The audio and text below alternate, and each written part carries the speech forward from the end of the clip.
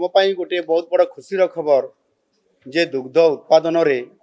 आज भारत वर्ष विश्व रे प्रथम स्थान अधिकार कर पारिछि एवं सेथिरे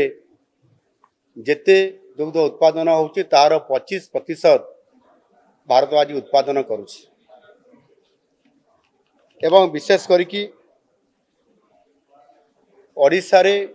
जो 2023-24 आर्थिक वर्ष रे आमे 26,40,000 मेट्रिक टन दुग्ध जो उत्पादन आमर होउछि आम नुआ सरकार आसला परे आमे स्वतंत्र भाव रे ये विभाग को फोकस करूछु अधिक दुग्ध उत्पादन केमिति हेई परिबो चासी केमिति स्वावलंबनशील हेई परिबो आउ सेथि पाई आमे एहाकू एक स्वतंत्र योजना मुख्यमंत्री कामधेनु योजना अंतर्गत ये योजना को संपृक्त करी आगामी 5 वर्ष भितर 2 गुणा केमिति वृद्धि हेई परिबो ताकू आमे फोकस करूछु विशेष करिकी चासी केमिति अधिक ताहार मूल्य पाई परिबो सेथि पाई आजि ठारू राज्यर ओमफेड दुग्ध उत्पादक माननकु सरकारक तरफरु लिटर पिछा 3 टंका अधिक तांकु दाम दिया जिवो खाउटी मानकर पाई बुद्धि हेबाकु थिबा जो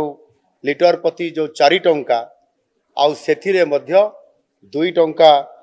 आम सरकार बहन करिवे एनु निश्चित भाव रे एथिरे पाखा पाखी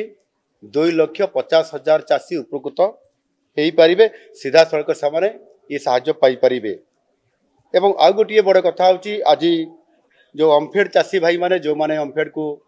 दुग्ध उत्पादन करी तांकु जगौछंती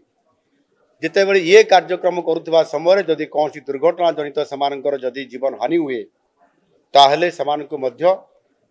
1 लाख टंकार एक बीमा व्यवस्था मध्य करा जाउची जोथिरे कि तांको परिवार वर्ग परवर्ती पर्यायर उपकृत हेई परिबे निश्चित भाव रे सेथि पाई जो विभिन्न प्रकार योजना मुख्यमंत्री कामधेनु योजना सहित आमे किबड़ी भाव रे चासी उपकृत हेई परिबो एवं सेथि पाई तांकु सब क्षेत्र रे जो आमर समानकु जो गाई प्रदान करा जिवो सब्सिडी दिया जिवो गो खाद्य रे सब्सिडी दिया जिवो घास चाष जो माने करिवे तांको पाई सब्सिडी दिया जिवो ये प्रकार जो आमे समस्त प्रकार आर्थिक साहाय्य पाइबा सहित चाषी केमती स्वावलंबनशील हो पारिबो आय रे केमती तार द्विगुणित बहुगुणित हो पारिबो एहाकू आधार करी आमे स्वतंत्र भाव रे आम सरकार फोकस करूछंती मु आशा करी निश्चित भाव रे आज जेभली भाव रे आम सरकार ये गो पालन करुथबा समस्त चाषी भाई मानकू जो प्रकार आमे योजनाबद्ध भाव रे एवं योजना माध्यम रे समानकू आर्थिक रिहाती सहित जो सुविधा सुजोग तांको उपलब्ध कराइबारे जो भूमिका नौछु निश्चित भाव रे चाषी तार उत्पाद को वृद्धि करने सहित दुग्ध उत्पाद क्षेत्र रे एक विशेष भूमिका ओडिशा रे नहीं पारिबो एवं आमर जो योजना हेची ये योजना को